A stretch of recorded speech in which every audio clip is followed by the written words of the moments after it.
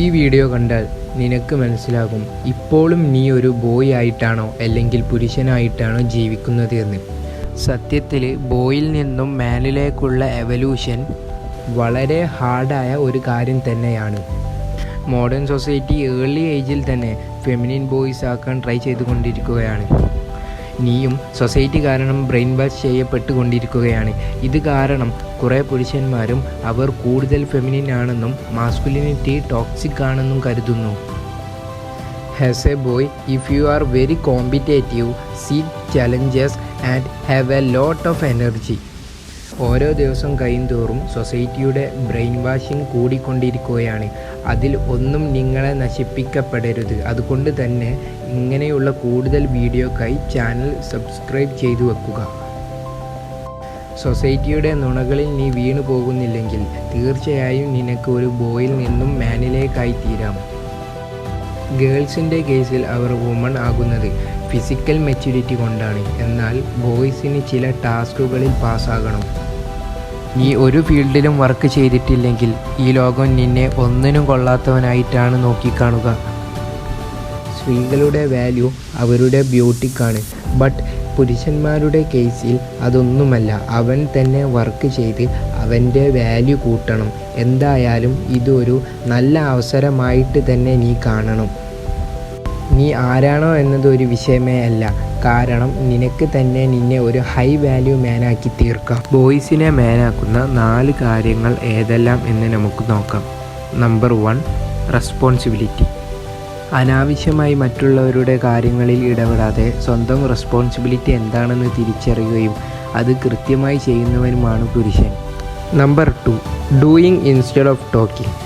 Action speak louder than words. പുരുഷന്മാർക്ക് തന്നെ അറിയാം അനാവശ്യ സംസാരങ്ങൾ ചീപ്പാണെന്നും അവരുടെ പ്രവൃത്തികളാണ് മോർ പവർഫുള്ളെന്നും. ആരും തന്നെ നിൻ്റെ വായ അടുപ്പിക്കാനോ അല്ലെങ്കിൽ നിൻ്റെ തല താഴ്ത്താനോ പറഞ്ഞു വരില്ല. തീർച്ചയായും യഥാർത്ഥ പുരുഷന്മാർ എന്ന് പറഞ്ഞാൽ അവരുടെ വർക്ക് സൈലൻ്റായി ചെയ്യുകയും അതിൽ ഒരു കംപ്ലൈൻറ്റും പറയാത്തവരുമാണ്. Number 3, stop playing video games and stop vaping. ഇത് കൂടുതൽ പുരുഷന്മാർക്കും വളരെ പ്രയാസമായ കാര്യം തന്നെയാണ്. ഗെയിമിൻ്റെ കാര്യങ്ങളിലേക്ക് വരികയാണെങ്കിൽ ഡെയിലി ഓരോ തരത്തിലുള്ള ഗെയിമുകൾ അറിഞ്ഞുകൊണ്ടിരിക്കുകയാണ്. നമ്മൾ വേഗം അട്രാക്റ്റ് ആവാൻ കൂടുതൽ സാധ്യതയുണ്ട്. അതുകൊണ്ട് തന്നെ ഒരു തരത്തിലുള്ള ഗെയിമും നാം കളിക്കരുത്. അത് നമ്മൾ എന്തായാലും അവോയ്ഡ് ചെയ്യേണ്ട കാര്യം തന്നെയാണ്. In the case of vaping, നമുക്കെല്ലാവർക്കും അറിയാം ഒരു ഇൻസ്റ്റൻ്റ് ഓഫ് ടൈമിൽ നാം ഹാപ്പിനെസ്സിന് വേണ്ടി ചെയ്യുന്ന കാര്യമാണ് വാപ്പിങ്. ഇത് എത്രത്തോളം കൺട്രോൾ ചെയ്യാൻ കഴിയുമോ അത്രത്തോളം നമ്മുടെ സെൽഫ് കൺട്രോളും കൂടും.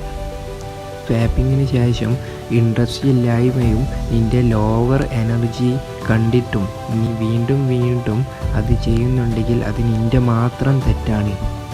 വാപ്പിങ് നിൻ്റെ മാത്രം കൺട്രോളാണ്. Number 4, control your emotions. കുറേ ആളുകളും പറയുന്നത് നീ സ്ത്രീകളെ പോലെ തന്നെ ഇമോഷൻസ് കാണിക്കണമെന്നാണ്. സ്ത്രീകളെ പോലെയല്ല ഒരിക്കലും പുരുഷന്മാർ ഇമോഷൻസ് കാണിക്കേണ്ടത്. പുരുഷന്മാർ തൻ്റെ ഇമോഷൻസ് ഒറ്റയ്ക്ക് തന്നെ കൈകാര്യം ചെയ്യാൻ പഠിക്കണം. നിൻ്റെ ഇമോഷൻസ് നീ മറ്റുള്ളവരോട് പറയുന്നതിന് മുമ്പ് ഒന്ന് ആലോചിക്കണം. കാരണം നിൻ്റെ ഇമോഷൻസ് ചിലപ്പോൾ മറ്റുള്ളവർക്ക് കളിയാക്കാനുള്ള ഒരു അവസരമായി അവരെടുക്കും. സോ ഗൈസ്, ഇന്നത്തെ വീഡിയോയിൽ 4 കാര്യങ്ങളാണ് ഉള്ളത്. Number 1, responsibility. Number 2, doing instead of talking. Number 3, stop playing video games and stop vaping. Number 4, control your emotions. ഈ 4 കാര്യങ്ങൾ നിങ്ങൾ എത്രത്തോളം ലെവലപ്പ് ചെയ്യുന്നോ അത്രയും ഹൈ ഗ്രോത്ത് നിങ്ങൾക്ക് ഉണ്ടാവും.